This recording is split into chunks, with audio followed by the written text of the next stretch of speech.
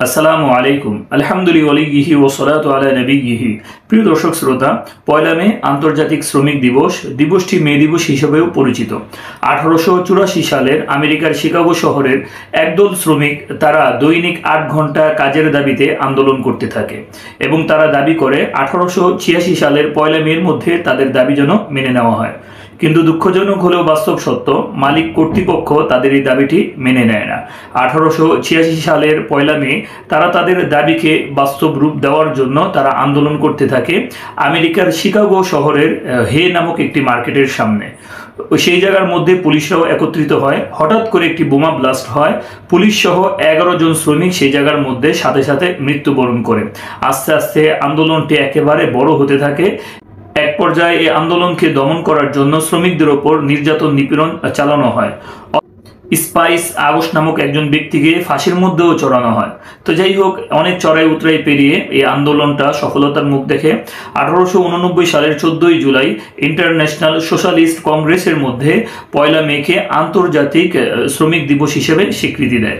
এরপর থেকে বিভিন্ন দেশের মধ্যে পয়লা মে আসলেই আন্তর্জাতিক শ্রমিক দিবস বা মে দিবস হিসেবে তারা পালন করে আসছে। প্রিয় দর্শক শ্রোতা, এখন আপনাদের কাছে একটি প্রশ্ন, শ্রমিক দিবস পালন করার দ্বারাই কি শ্রমিকদের অধিকার আদায় হয়ে যায়? কখনো শ্রমিকদের অধিকার আদায় হয় না। গণতন্ত্র বলেন, সমাজতন্ত্র বলেন, রাজতন্ত্র বলেন, পৃথিবীর যত ধরনের তন্ত্রমন্ত্র আছে তারা কখনোই শ্রমিকদের অধিকার প্রতিষ্ঠা করার জন্য কোনো ধরনের পদক্ষেপ তারা নেয়নি। তারা শ্রমিক দিবস আসলেই বক্তব্য আর বিবৃতির মাধ্যমেই তারা তাদের এই পদক্ষেপটাকে সীমিত রাখে। এর বাহিরে তারা আর কোনো পদক্ষেপ নেয় না। আপনি শুনলে অবাক হবেন, প্লেটোর ছাত্র অ্যারিস্টটল তার বিখ্যাত কিতাব দ্য ইকোনমিকের মধ্যে শ্রমিকদেরকে পশুর সাথে তুলনা করেছেন। আমাদের সমাজের মধ্যে যারা শ্রমিক ভাই আছে, যত ধরনের ছোট ধরনের কাজ করুক না কেন, তারা সমাজের মধ্যে সবচেয়ে অবহেলিত, তাদেরকে তুচ্ছ তাচ্ছিল্য এবং লাঞ্ছনাকর জীবনযাপন অতিবাহিত করতে হয়। তো যেখানে শ্রমিকদেরকে পশুর সাথে তুলনা করা হচ্ছে, যেখানে তাদেরকে তুচ্ছ তাচ্ছিল্য করা হচ্ছে, সেই জায়গার মধ্যে ইসলাম শ্রমিকদের অধিকার প্রতিষ্ঠার ক্ষেত্রে কি বলেছেন জানেন?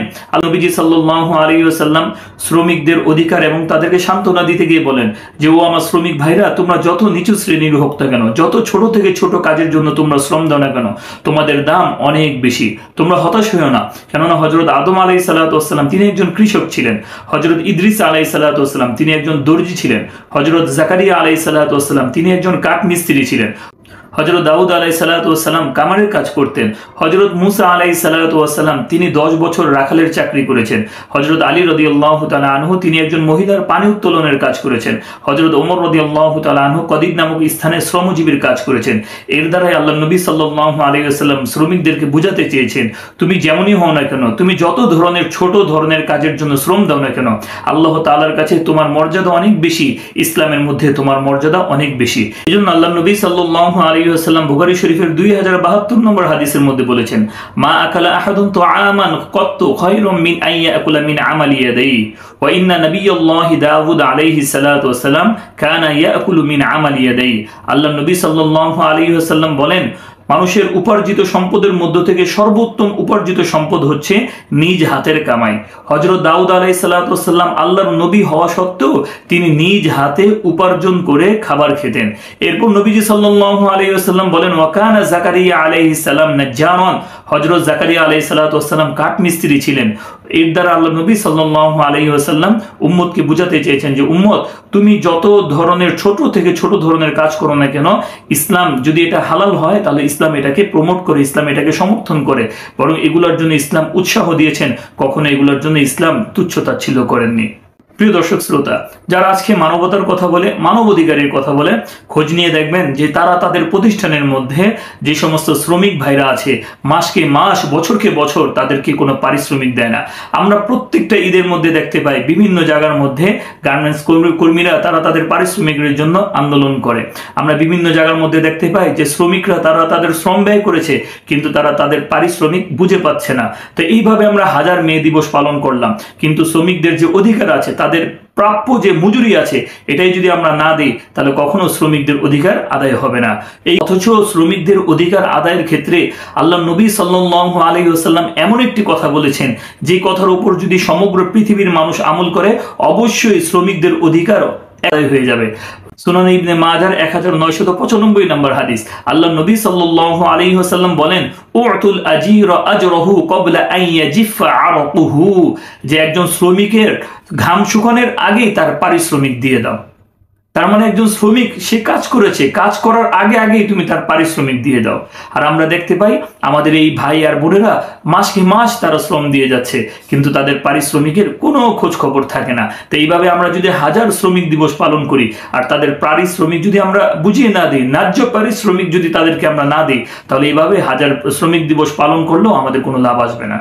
দর্শক শ্রোতা, দুঃখজনক হলেও বাস্তব সত্য, একজন মানুষ যখন একজন মানুষের আন্ডারে যখন কাজ করে, তখন ওই ব্যক্তিটা নিজেকে বস মনে করে তার অধীনস্থ লোকদের উপর নেহায়েত পর্যায়ের জুলুম অত্যাচার করতে থাকে। শারীরিক অত্যাচার করে, মানসিক অত্যাচার করে, বিভিন্ন ধরনের অত্যাচার করে। আমরা দেখতে পাই যে ঘরের মধ্যে যে গৃহ পরিচিকা যারা থাকে তাদের উপর অত্যাচার করা হয়, তাদেরকে হত্যা করে ফেলা হয়। গার্মেন্ট কর্মীদের সাথে দুর্ব্যবহার করা হয়, তাদের সাথে খারাপ ব্যবহার করা হয়। অনেক অফিস আদালতের মধ্যে যারা নিম্ন শ্রেণীর কর্মকর্তা কর্মচারী আছে তাদের সাথে দুর্ব্যবহার করা হয়। মুসলিম শরীফের 1659 নম্বর হাদিসের মধ্যে এসেছে যে নবীজি সাল্লাল্লাহু আলাইহি ওয়াসাল্লামের সাহাবী হযরত আব্দুল্লাহ ইবনে মাসউদ তার অধীনস্থ একজন ব্যক্তিকে কোনো এক কারণে প্রহার করছিলেন। নবীজি সাল্লাল্লাহু আলাইহি ওয়াসাল্লাম যখন এই দৃশ্য দেখলেন, নবীজি সাহাবী আব্দুল্লাহ ইবনে মাসউদ রাদিয়াল্লাহু তাআলা আনহুকে ডাক দিয়ে বললেন, ইআলাম ইয়া আবা মাসউদ, হে আবু মাসউদ, সাবধান। কিন্তু হযরত আব্দুল্লাহ ইবনে মাসউদ এতটা রাগান্বিত ছিল, নবীজি সাল্লাল্লাহু আলাইহি ওয়াসাল্লামের কণ্ঠস্বর তিনি চিনতে পারলেন না। এরপর নবীজি সাল্লাল্লাহু আলাইহি ওয়াসাল্লাম তাকে আবার সম্বোধন করে বললেন, ইআলাম ইয়া আবা মাসউদ, ও আবু মাসউদ, তুমি সাবধান হয়ে যাও। কিন্তু এরবারও সে নবীজি সাল্লাল্লাহু আলাইহি ওয়াসাল্লামের কথা শুনতে পারলেন না। যখন তিনি ফিরে তাকালেন, দেখলেন যে নবীজি সাল্লাল্লাহু আলাইহি ওয়াসাল্লাম তার দিকে তাকিয়ে আছেন। তখন নবীজি সাল্লাল্লাহু আলাইহি ওয়াসাল্লাম আব্দুল্লাহ ইবনে মাসউদকে বললেন, ও আব্দুল্লাহ ইবনে মাসউদ, আন্নাল্লাহা আকদারু আলাইকা মিনকা আলা হাযাল গুলাম, নিশ্চয়ই আল্লাহ রাব্বুল আলামিন তুমি এই শ্রমিকের ওপর যতটুকু ক্ষমতা রাখো এর থেকে বেশি ক্ষমতা রাখেন আল্লাহ তাআলা তোমার উপর, তুমি সাবধান হয়ে যাও। হযরত আব্দুল্লাহ ইবনে মাসউদ রাদিয়াল্লাহু তাআলা আনহুর সাথে সাথে হুঁশ ফিরে আসলেন। তিনি তার কাজের জন্য অনুতপ্ত হয়ে ওই গোলামটিকে, শ্রমিকটিকে, ওই অধীনস্থ লোকটিকে আজাদ করে দিলেন। তখন নবীজি সাল্লাল্লাহু আলাইহি ওয়াসাল্লাম তাকে বললেন, আব্দুল্লাহ ইবনে মাসউদ, তুমি যদি তাকে আজাদ না করতে তাহলে তুমি তার সাথে যে ব্যবহার করেছো এই ব্যবহারের কারণে তোমাকে জাহান্নামের আগুন স্পর্শ করত।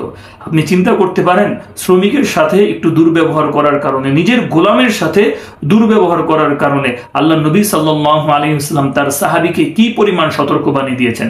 তাহলে আমরা যারা আজকে বস হয়ে বসে আছি, এমডি হয়ে বসে আছি, আমরা নিজেদেরকে মালিক বলে দাবি করছি, আমরা ভাবছি যে আমরা অনেক মানুষদেরকে বেতন দিয়ে দিচ্ছি।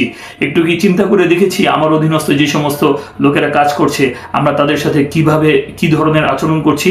আমি কি তাকে শারীরিকভাবে কষ্ট দিচ্ছি কিনা, তাকে মানসিকভাবে কষ্ট দিচ্ছি কিনা?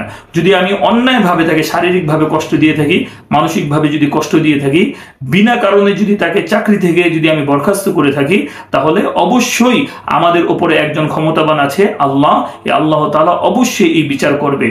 এভাবেই ইসলাম শ্রমিকদের অধিকারের কথা বলেছেন, আল্লাহ শ্রমিকদের অধিকারের কথা বলেছেন, আল্লাহ রাসূল সাল্লাল্লাহু আলাইহি ওয়াসাল্লাম শ্রমিকদের অধিকারের কথা বলেছেন।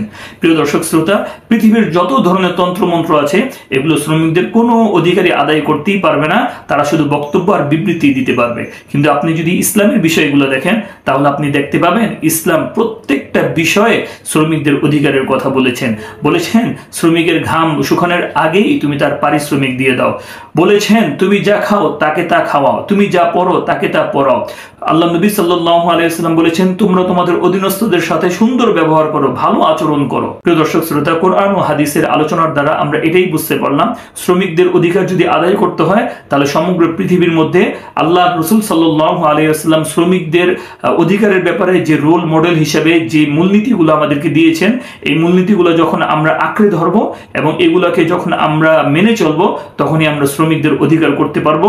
অন্যথায় আমরা কখনোই শ্রমিকদের অধিকার আদায় করতে পারবো না। আল্লাহ তাআলা আমাদের সকলকে শ্রমিকদের ন্যায্য অধিকার ভালোভাবে আদায় করার তৌফিক দান করুন। প্রিয় দর্শক শ্রোতা, আপনাদের যদি কোনো মহামূল্যবান মতামত থাকে তাহলে আপনারা কমেন্ট আমাকে জানাতে পারেন। আর আমাদের ভিডিওটি যদি আপনাদের কাছে ভালো লেগে থাকে তাহলে অবশ্যই একটা লাইক, কমেন্ট এবং শেয়ার করবেন। আর আপনাদের যদি কোনো কিছু জানার থাকে আপনারা আমাকে জানাতে পারেন, আমি ইনশাআল্লাহ চেষ্টা করব আপনাদের প্রশ্নের উত্তর দেওয়ার জন্য।